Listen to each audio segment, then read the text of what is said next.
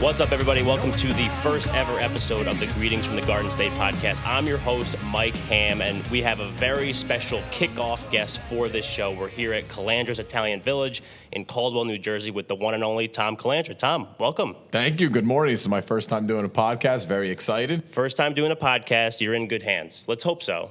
Let's hope so. I mean, I've done a couple of these with some other shows, but so I'm gonna kick off this particular episode with a story.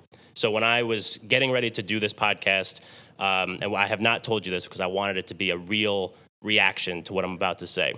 So when I was putting together this idea for this podcast, my idea was one of the first guests I had to have was Calandra's, and there's a reason. The reason is, so when all the way through basically my entire life that I can remember, every Thanksgiving morning, my dad and I come to Calandra's in Fairfield, pick up bread, pick up pastries, pick up whatever for Thanksgiving. That is a tradition that has been passed down from Ham's all the way back to his father. And I think his father before him, they used to go to the original Calandra's in Newark.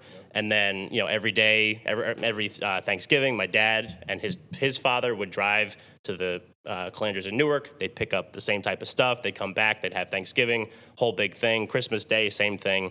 And then when I was old enough, I would get up, and we would get up. I mean, you ever see the bread lines out there? Oh, yeah. It's ridiculous. 6 a.m., okay? Christmas Eve, Christmas Day, Thanksgiving. Oh, the line's out the door. You Yep. know what I mean? And so we would get up, 4 o'clock in the morning, like all bleary-eyed, But yeah, so and then my grandfather passed away in 1998. But then it's just been something that we've kind of carried on since then. So there's my special story about my connection to Calandra's and why it was so important for me to be here with you and doing this interview as one of the first episodes that we've done of this show. Well, I appreciate that. And it's great that you say that story, because we came up with a saying a couple years ago after hearing all these stories, because we've heard them and people have wrote to us and we've talked to people about those types of stories. And we have a kind of a slogan now that's called breaking bread across generation, because there are so many stories like that.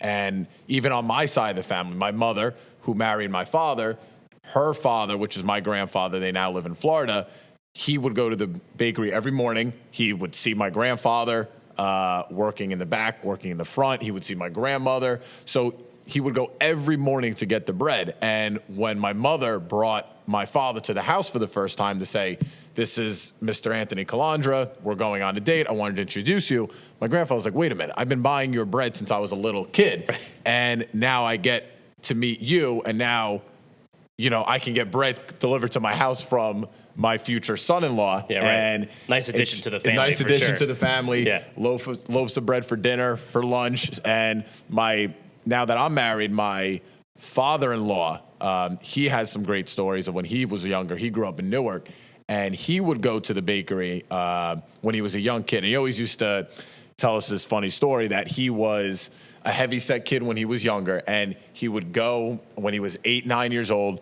His grandmother and his mother would say, "Go to Calandra's, go to the bakery, pick up a loaf of baguette to bring for Sunday sauce." That was a big tradition. And he would go there. He would pick up 3, 4 loaves. He would be eating one on the way back to his mother's house. And they would say, "Oh, there goes little Ben." Yeah. And he'd be walking, and he'd have his bread. And you always have the saying that you always have to buy at least 2, no matter how big your family is. 1 for the road. That's right. Or for the walk, and 1 for the family. Yeah. And when I met my father-in-law for the first time, he told me that story. And it brings kind of your family together, and it brings our customers together. And it's a great stories to share. So I'm glad you shared that. Oh, yeah, of course. I mean, it's been something that's such a big part of our lives as the Ham family I just want to make sure that I shared that with you. So let's talk about the history of Calandra's and where it started. I mean, I know, but the listeners may not. So let's talk about the origins, and then we'll kind of weave our way through the history of Calandra's. Absolutely. And one day I keep telling my grandfather, which God bless, he's the one that started it. His name is Luciano Calandra. He's a Sicilian immigrant. He's 91 years old currently, and he still is coming into work. You'll see him every day, 2 o'clock. He has a schedule. 2 o'clock, he's in Caldwell, then he goes to Newark, then he comes back to Caldwell for dinner. So God bless him. He's still working. He still likes to check up on his place. And he was the person that started this business. And he was 28 years old when he came from Italy, which for a lot of immigrants is a little late. They usually come a little bit earlier. But he was the youngest of 8 siblings in Sicily.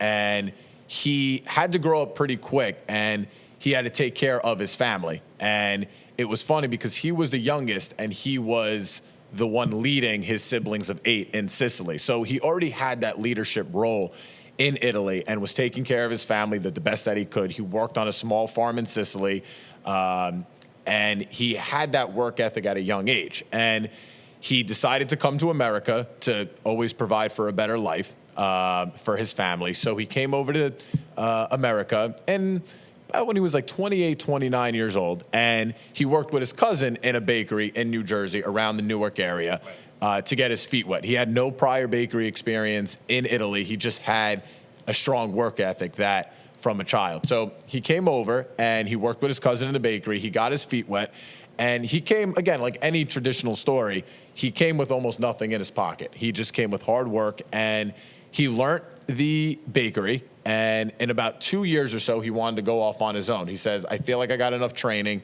and I'm going to open up my own bakery. So he did what he had to do. He got his loans from the bank, and he opened up his first bakery in Newark. Now, people don't know that right now our current bakery in Newark is 204 First Avenue.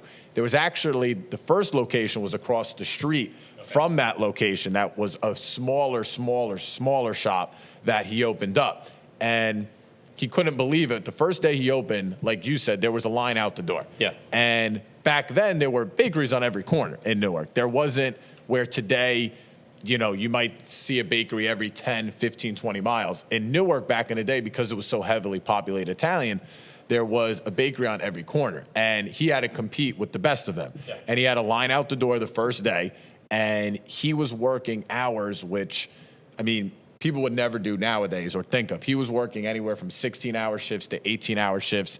And he's always told us there are 8 days in his life that he's worked 24-hour shifts because he had to deliver the bread, he had to bake the bread, and he had to sell the bread. So he was a one-man show with, of course, a couple people here and there. But if he wanted to expand, he had to save his money, and he had to do most of the legwork. So he started up that bakery in 1962, and he always says 1962 was his favorite year. His first son was born, which was my father, Anthony Calandra, and that was when he opened up his first bakery, which was in 204 First Avenue, with a retail in the front and his wholesale in the back to deliver to supermarkets and restaurant accounts. So that was in 1962, and the way he expanded that is he, like I said, he delivered to delis and restaurants in a big truck that when the hot bread came out, he delivered it to them. And then he had his retail store. And we still have some accounts, Millburn Deli, which I'm sure a lot of people know about, that was one of his first accounts. We still deliver to Millburn Deli to this day. So it shows over the years, now almost 60 years, the quality and the service we try to keep the same for our customers, and they continue to buy from us. We don't want to change that. We want to continue to give them a hot loaf of bread to serve to their customers. So after 1962, he continued to work at the bakery. He obviously met his wife in New Jersey, did not meet in Italy. My grandmother, Ortenza Calandra, she was Calabrese, so Sicilian Calabrese. They both married each other about a year before the bakery opened. And she worked the front, the registers, and he worked the back. And they lived in Belleville, New Jersey. And they worked together to grow. And as the kids gotten older, they were going to work each and every day, learning a hard work ethic at 8, 9, 10 years old, also going to school to get their education. And then when they ultimately grew up, they worked in the bakery together. My grandfather, my father, my grandmother, and also my uncle, who's 4 years younger than my father, Anthony. His name is also Luciano Calandra as well, and we call him Luciano Calandra Jr. So as a family, they worked together, and then they went from opening the bakery in Newark to then opening their second bakery, which was in Fairfield, New Jersey, which they opened up in the 90s, in the early 90s, and they were running 2 bakeries at the time. And not only was the Bakeries something, obviously that was their bread and butter, they also what a pun right there. What a pun right there. Pun. Fantastic. They decided to expand into other things. They decided to expand into hotels, into restaurants, and into investment properties. My uncle tells me a great story that when he was 16 years old, they opened up our first hotel, which was the Holland Hotel, which was right by the Holland Tunnel. And he was 16 years old working on a construction site, opening that hotel from start to finish. And I don't think you would find many 16-year-olds now or even probably in the future that are going to be working on a construction site, see it go from start to finish, and then manage that hotel from an age of 16, 17. Right. So where he's still managing it now. And it's crazy to think of that many years working out of place and seeing that grow. And they all saw their bakeries grow and their investment properties and their hotels to now we have 3 bakeries, Caldwell, Fairfield, and obviously Newark. We have our 4 hotels. We have 2 in Fairfield, 1 in Holland, and 1 in Jersey City. And then we have our 3 restaurants, which 1 are in Caldwell and 2 are in Fairfield, New Jersey. Now, the restaurants, it's funny. We never intended to get into the restaurant industry. It kind of happened by, I guess, in a sense, accident. When we first opened up our hotel, our second hotel, because our Holland Hotel was our first, but was not a full-service restaurant inside there. We opened up their Best Western in Fairfield, and we leased the restaurant portion out to somebody else. And the restaurant wasn't running the way we really wanted it to. And as everybody knows, even if you don't own that restaurant, but it's inside your hotel or any business that you run, and it doesn't do well, it's a reflection on the other property that is there. So we wanted everything to coincide with good service, both at the hotel and both at the restaurant. So we took over the restaurant from the gentleman, and we decided to run it ourselves, not having a clue how to run or any experience, but we dove into that industry, and we did a pretty good job of it, and that restaurant's now been there for almost 20 years. And when we opened up our Hampton Inn Suites in Fairfield, our third hotel, we put in a restaurant as well in there. And then this, Calandra's Italian Village, which we're here today, opened in 2008, and now it has a deli, a restaurant, and a bakery. And they say everything comes first full circle. My uncle and my father, they were on the construction site when their properties were built. And I was on the construction site here in 2008 when I was a kid. I was 15, 16 years old, and I saw this being built. And now this is kind of my baby or my home that when I see it grow to what it is today, I take a lot of pride in that. Just like my father takes pride in the bakery in Fairfield that he saw from start to finish, like my uncle takes pride in the Holland Hotel, which he saw start to finish, and which my grandfather took pride in from Newark start to finish. So we all have our babies and we all have our projects that we're proud of that we saw when we were children to what we see now and how it grew. So that's kind of a history of how it all started. I can expand on any of that or have any questions that interest you guys that I can definitely answer.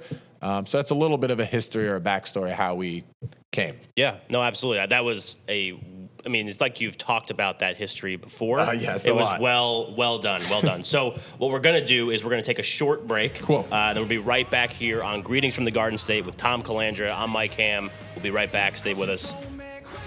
On this date in New Jersey history, October 18th, 1931, the Wizard of Menlo Park, Thomas Alva Edison, passed away at his home in West Orange, New Jersey. Edison's last breath is supposedly contained in a test tube at the Henry Ford Museum.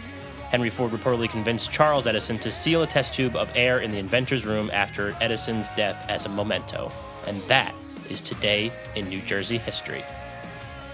All right, we're back. We got Tom Calandra here. I'm Mike Ham. This is the Greetings from the Garden State podcast. So in our first segment there, we got a well-done history lesson on Calandra's, the Newark location, the Fairfield location, and now the location here in Caldwell. And this is actually my first time in the Calandra's Italian Village. It's sick. This place is awesome. Like, I want to bring my grandmother's from Italy, and I want to bring her here because she might, that might be it for her. Because she would be like, I'm home, but she's 87, she's got a lot going on. But anyway, so I think one of the things that I thought was so interesting in that first segment when we were talking about the history of it, and we're kind of where everything started to where it is now, I think one of the things, I was reading an article in doing my ample prep work for this interview, was the fact that, like you said, Newark, a lot of people don't know, but back in the day, Newark was like Italian. Belleville was super Italian. All those places in that immediate area. And I think it's just so crazy to think that, your grandfather starts the bakery in Newark. There's probably a dozen bakeries, 100%. probably within, in this room that we're sitting in here in the bar and the restaurant. What's the restaurant called again? Il Vecchio Cafe. Il Vecchio Cafe. So we're here in the Il Vecchio Cafe in the bar area. But, probably within this area in Newark, there might be like 6. So, and now to think that, to kind of stand the test of time just goes to show. Do you ever like stop and think like the humble beginnings to kind of where you guys are now? Or is it just kind of like, what your grandfather was all about, what your father was, the whole family, and kind of the work ethic that kind of got it here? Well, yeah, I mean, we definitely are humbled by it. I mean, again, it's crazy to think that 60 years later, like you said, standing the test of time. And again, my grandfather was never the type to dive into, let's say, he wasn't reading articles about accounting or he went through different presidencies. He just always believed in hard work. And there's always going to be, they always say usually every 10 years, something usually happens. Whether, obviously, we saw what happened with COVID, with 2008, with, unfortunately, 9/11, with things that go on.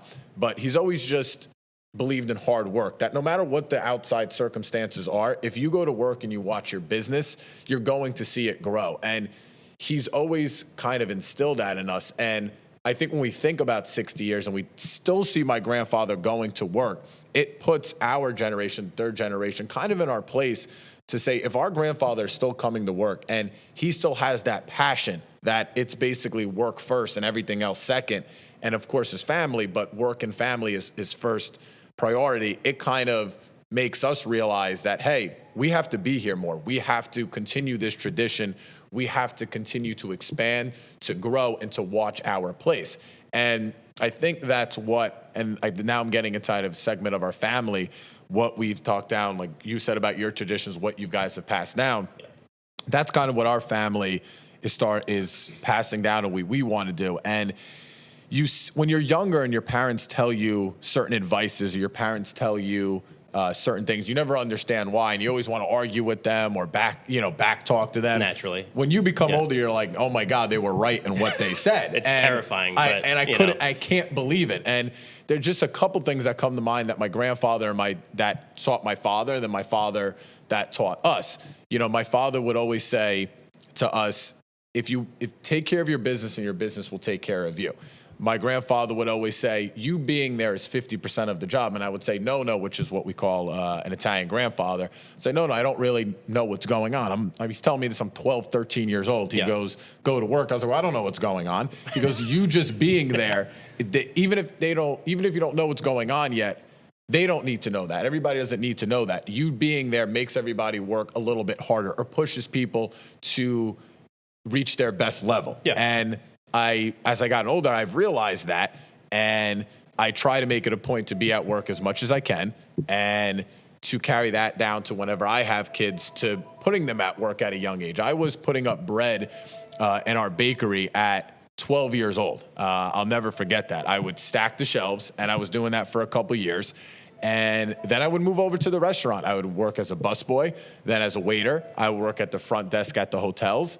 And I wanted to learn every little thing, because you can't just become an owner and then start at the top if you don't know all the things that are below that. The intricacies of the business. Exactly. So I was very happy to work at a young age, and I attended Seton Hall University. I stayed home for school. And my dad gave me a choice. He goes, you can go away to school. It's whatever you want to do that is important to you. But he gave me the best advice that I could ever take. He said to me, if you do go away to college, you will lose 4 years of working. I said, no, I can always come back home and do that. And he goes, my advice is, because his father gave this, you want to work in the company, stay home, because you're going to lose 4 years out of work. And I did stay home for college, and I gained so much knowledge from being home while also going to school at the same time. And it prepared me for where I am now. And I want to share one more story that I think is kind of funny, but also true.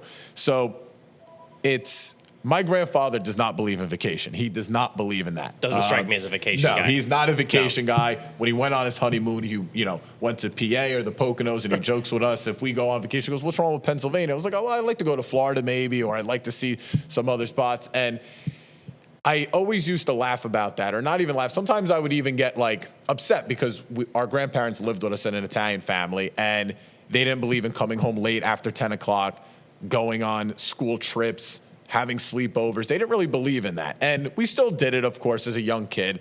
But I would always sometimes get into arguments with either my father or my grandfather about going away or going away on spring break. And as I get older, I realize what they were just trying to tell me. They're trying to teach you a lesson. They're not trying to say never go away or never take time to yourself. But if you get accustomed and used to taking every weekend off, right, or taking a vacation, when you do that, you're not watching your business. And my grandfather's told us that story, that one time he went, if you ask me how many times he went back to Italy since he's came back, his answer is once. He went one time back after maybe a couple of years of opening the bakery in Newark to see his mother and to bring her over here. Okay. He said he went to Italy for 2 weeks, and when he came back, he almost didn't have his bakery anymore. It was almost, the sales went down, customers weren't coming in, the quality was not the same. So that scared him to the point that I think that's what makes him not go away, or right. doesn't. He wants to be there because he's experienced that, and he's just trying to give those life lessons to us to say, listen, watch your business, because if you go away or you don't spend enough time there, things could happen. So him sharing that story to us made us realize and understand why he believes in that, why he believes in watching your business. So now that I'm older, it still resonates with me. Even though I went away and I did stuff, you can ask my wife now. I mean, we just got back from our honeymoon, and I would say most people take a 10 to 14-day honeymoon. Sure. We were 7 days. We were back home. Yeah. And it's just funny. They told me that so many days that now I'm doing it to myself without just realizing, right. wow, because they told me this and they kept nailing it into my head, I don't want to be away for a long time. Yes, I like to enjoy myself, but I don't want to be away from my company for a long time because it's very important to watch. So these are just little things that our family has taught us over the year and passed down those kind of traditions and that hard work ethic that I hope to pass down to the fourth generation, which would be a great success. Where'd you go on your honeymoon? We went to Hawaii. If you had said Poconos, I would have lost my mind. That would have been the greatest thing. It's funny that my sister's actually on her honeymoon right now because she got married on Saturday at the time of this recording. Well, she's in Hawaii. Congratulations. Yeah, fun fact. But and for that long flight, 10 hours and only 6-7 nights and then coming back, it's not easy. It's a quick turnaround. I got a great wife, and she was very understanding of coming back. But it would have been great to go. Yeah. Would have been great to go to the Poconos and do what my grandfather did for a couple nights and then come back home. Yeah. So that was one of the questions also that I had when I was, as I was reading some stuff and all that, and just kind of understanding how family businesses sometimes operate. And it's how it's like the first generation starts it, the second generation kind of expands it, and the third generation kind of kills it. I'm glad that you said that because I'm glad you didn't sugarcoat it. That's the saying. Right. But I think at any point, do you have siblings? Yes, I do. So my sister is also in the business as well, Kristen Calandra. She's 2 years older than me. And then my cousin, Luciano Calandra, which is my uncle's son. He's 18 years old, currently attending Lehigh. He's in the business as well. So right now it's obviously the first generation of my grandfather, the second generation of my uncle and my father, and now the third generation between Luciano the third, which is my cousin, my sister Kristen, and myself. Right. And at any point in your life, as you were kind of, you talked about getting in arguments or whatever, and when the opportunity was obviously there to join the business, was there ever a moment you were just like, oh, dude, F bread? I am off bread.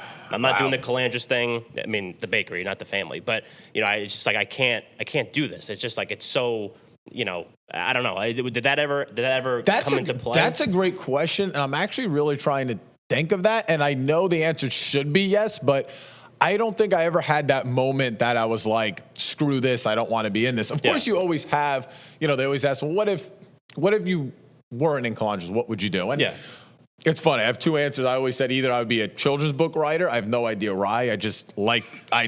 I'm very creative. Now I can't write. I mean, in college, I'm pretty sure I got a C- in writing, but I have great ideas, and I just, I like shorts. I like telling stories, or I'd probably be like a sports announcer or something like that, because I am into sports, but it's never crossed my mind either about working somewhere else or F the bread. But you always have you're always going to have frustrating days. Sure.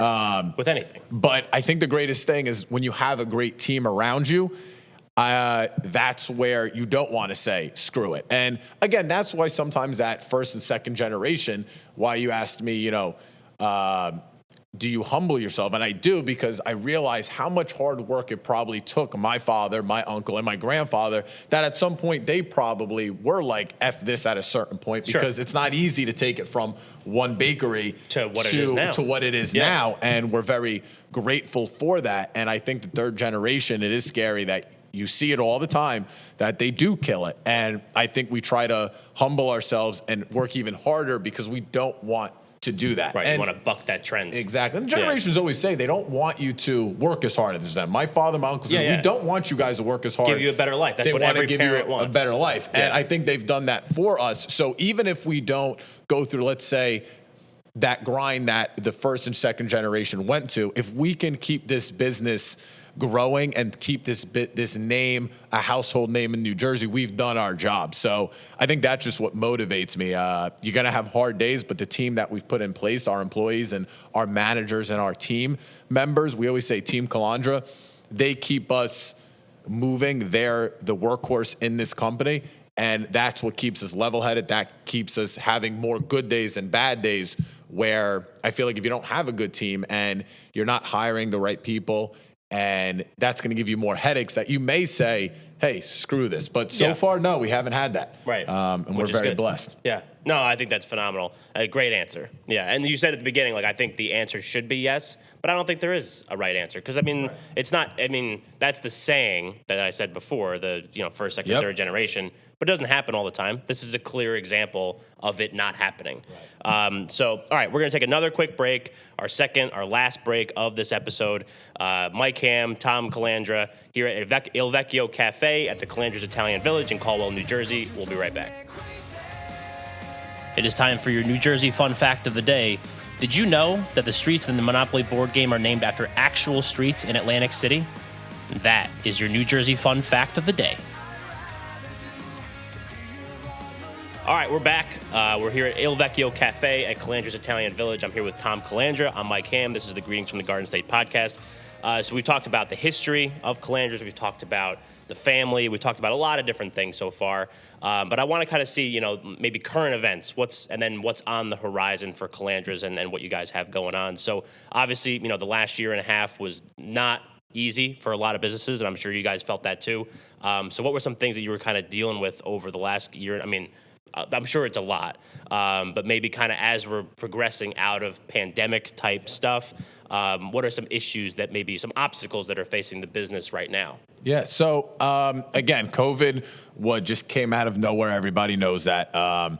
It was scary for all of us, not knowing what was going to happen with health, with business, with anything like that. And, even though the past year and a half was hard on everybody and it wasn't easy, I think also you could find some silver linings from what happened with COVID. And I believe our third generation, this was our mark to kind of make a statement or to kind of go through this hardship and come out of it stronger. And in the beginning, I think like anybody else, I panicked. The third generation, didn't know what to do. We were scared because this was our kind of, okay, hey, listen, this is the unknown, right? Yeah. The first generation went through it with not having anything. The second generation has been through plenty, whether it was 2008, on 9/11. So things happen in time. And this was our kind of like, excuse my language, the oh shit kind of moment. Sure. And I think we all panicked in the beginning, but then I think we said, now what are we going to do, right? You can't sit in your house and do nothing. You have to make changes and you have to progress, because if you don't, you are going to fall. You can't just say, well, I'm not here. It's like that Rocky saying, and I always go back to it. He says, don't blame other people because you're not here, there. I don't know the exact quote, but even that quote resonates with me, is that COVID hit. Now what are you going to do about it? You can't blame the government. You can't blame the virus in a sense. You have to come out of this stronger. And the first thing that we dealt with is, are we going to stay open or are we going to close down? What are we going to do? And we all made the decision that we are going to stay open, all of our restaurant and bakery locations, to give to the community, to deliver, to be on the Uber Eats and the DoorDash of the world, and to come up with gimmicks that will keep us afloat, or not even afloat, just to say, hey, Calandra's is still here for you. And we came out with different takeout packages like everybody else, because we have such large property, and my grandfather's always preached on location and parking and property. We're very blessed to have a large parking space at all of our locations that we just started running events, drive-through events. We bought, trays to put on the windows to put food on there, right? We would have DJ outside and have, people listen to it in cars. We would do movie nights outside. Anything that was able to be done outside, we did.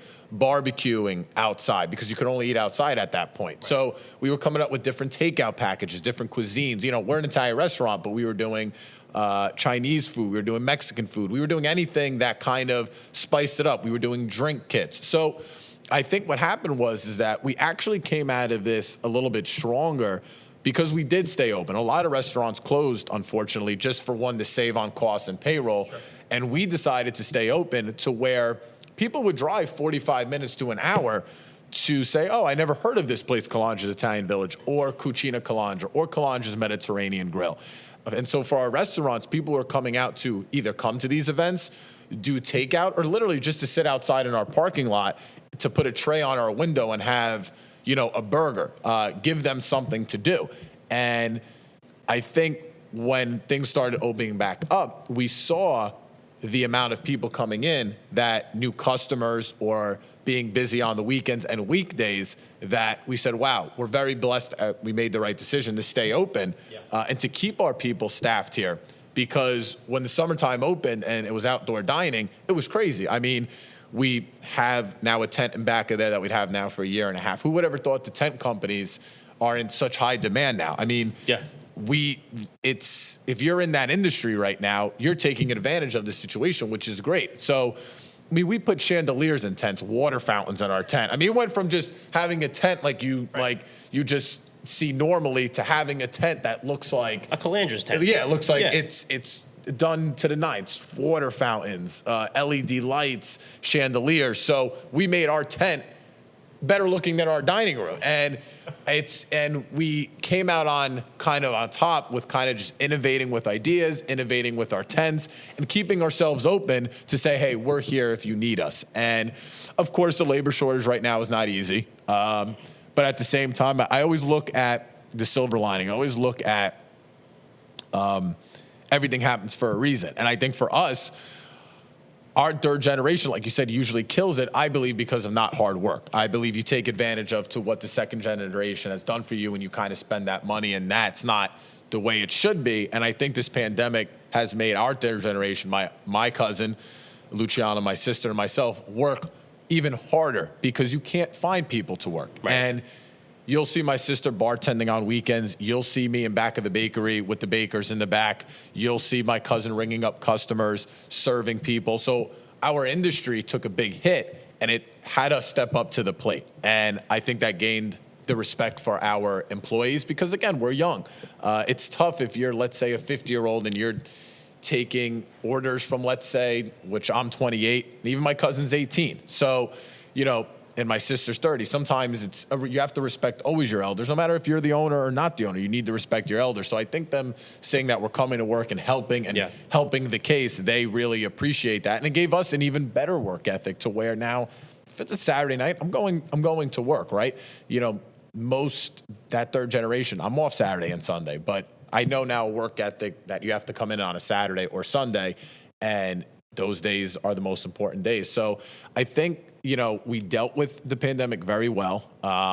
It showed us hard work, innovation, and I would say, giving us, for the next thing that happens down the road, it's giving you experience on what to do. And I think that was what that our third generation needed, was a kick in the ass to say, hey, what are we going to do?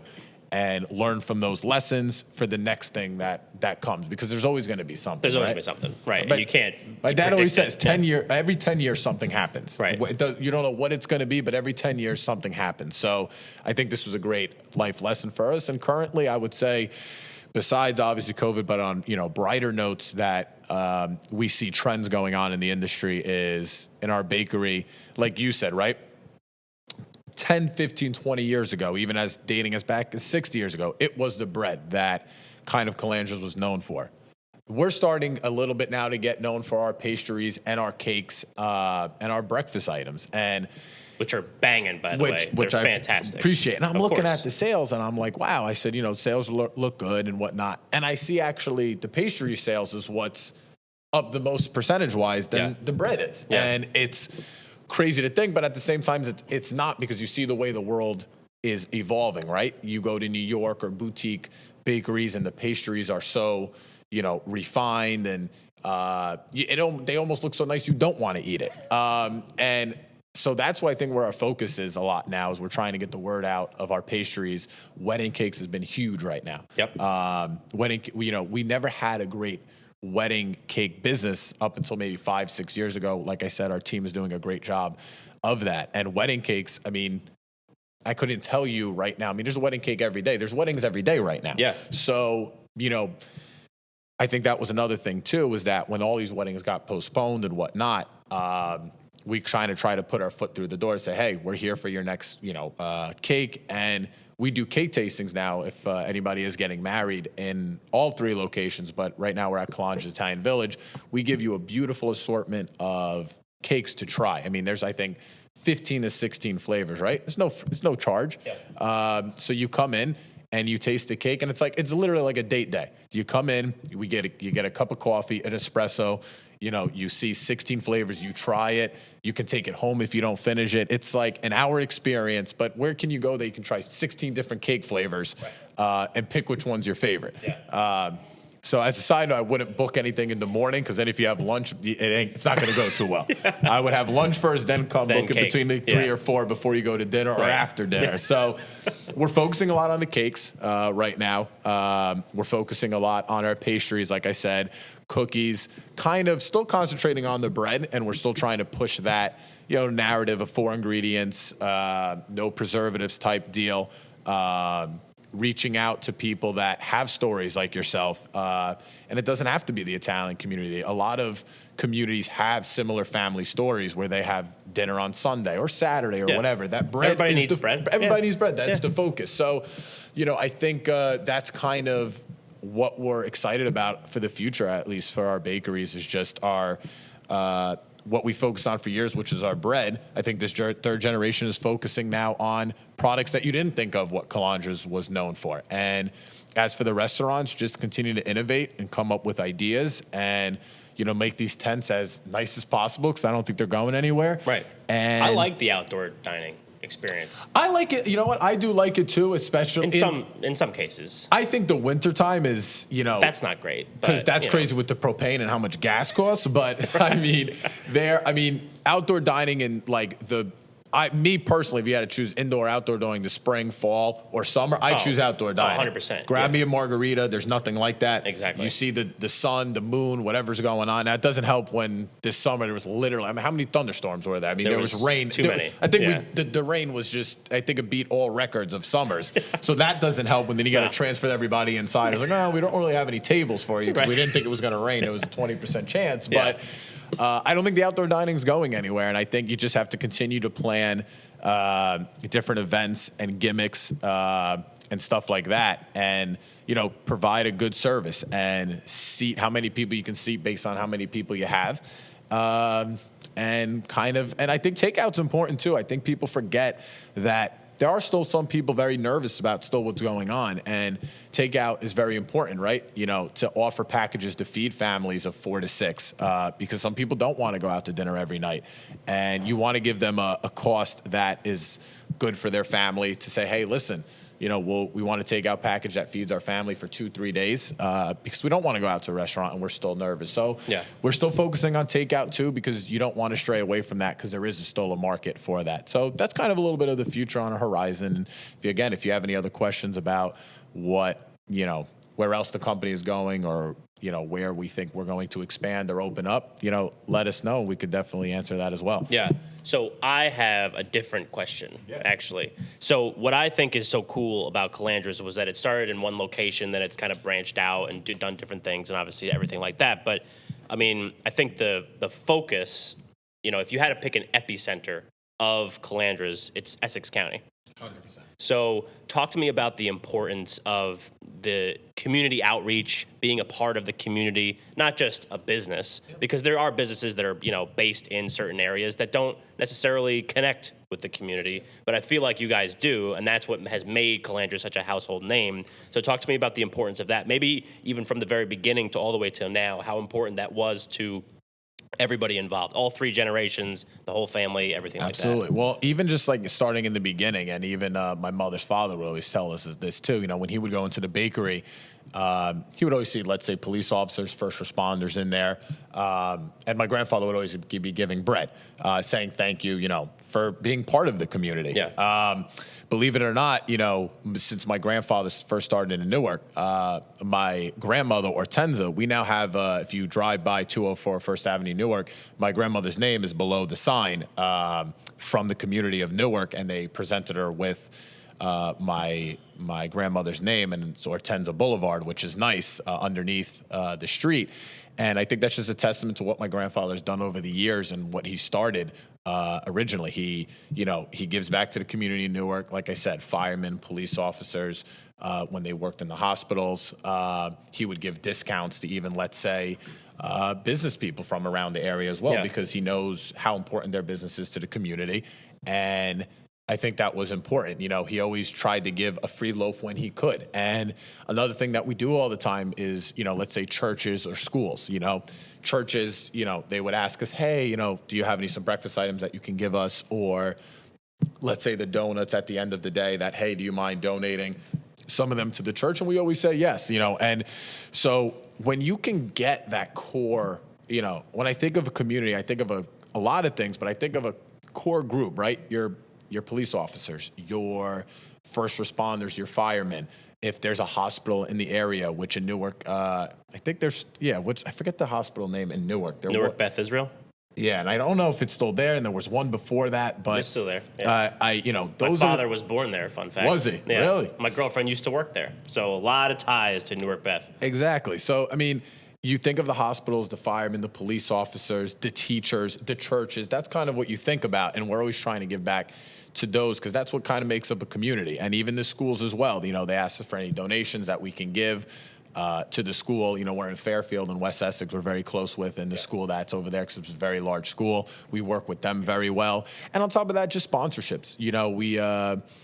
We have the Caldwell Street Fair that's usually always in October. I'm not sure if they're doing it this year, but I'm sure they are. And if they're not, they'll postpone it. But always trying to sponsor whatever's going on in our town. The fireworks for 4th of July in Caldwell and Fairfield that they host. I don't believe they do any fireworks in Newark, but if they did, we would sponsor anything that, is in the community, whether it's the main sponsor or secondhand sponsorship, just to show our support. And always it's important to put your name out there and to back your community. And as well as charities, the Valerie Fund is a big one for our family. Caldwell College, we try to give out a main sponsorship for a scholarship for kids' education and everything like that. My grandmother, unfortunately, Ortenza, she passed away from pancreatic cancer, so we try to give back to that as well. My mother had MS at a later stage in her life, so that's something we try to support and something we give back because that's close to our hearts. Sure. So try to give back to the community, also things that are close to our hearts, and just stay prevalent in those communities. So it's very important because the community is what backs you, and we want to back them. So we're very, excited and happy that we do that. And I'm hoping that our 3rd generation, which I'm sure we will, continue to do that. And we can bring that to the next generation, to the 4th generation, to tell them the community is important. Back them, they back you. Yeah, of course. I think that's fantastic. I think that puts a nice little bow on this episode that we just did here, because I think it takes the whole thing, the business, the family, the community, and kind of ties it all together, the past, present, future type of thing, which I think is phenomenal. So if people have been listening to this episode and they want to go pick up some pastries, or they want to go check out one of the restaurants, let's hit the locations, even though we've literally talked about them for 45 minutes now. But let's hit the locations, maybe any links that you have that they can go check it out, Instagram Absolutely. handle, whatever. So let's do that. Yeah, absolutely. So again, if you guys ever want to come get pastries, bread, we always say bread is every hour. That slogan's been the same since 1962. If you come in any hour of the day, there's going to be hot bread, whether it's a French, a Bastogne, a panella. Now, how do you say Bastogne? Do you say Bastone or you say Bastogne? All right, so you say it the right way. Yeah. So Bastogne. You got, you could say Banel, but Panella's that's fine. Panella's my favorite. That's my favorite bread to get from Calandra's. We would always go 24 long rolls for like 5 people. I'm like, are we feeding like an army? Like, what are we doing? You got it. Yeah, but yeah, we would always get long rolls and a sliced Panella, and so that's how I would say Panella. So, anytime, every hour, you'll get hot bread in Newark, Fairfield, or Caldwell. Our pastries are baked fresh. We have cookies, breakfast items as well, as if you're interested in that. We have our 3 restaurant locations, Calandra's Mediterranean Grill, Cucina Calandra, and Il Vecchio Cafe, which is inside Calandra's Italian Village.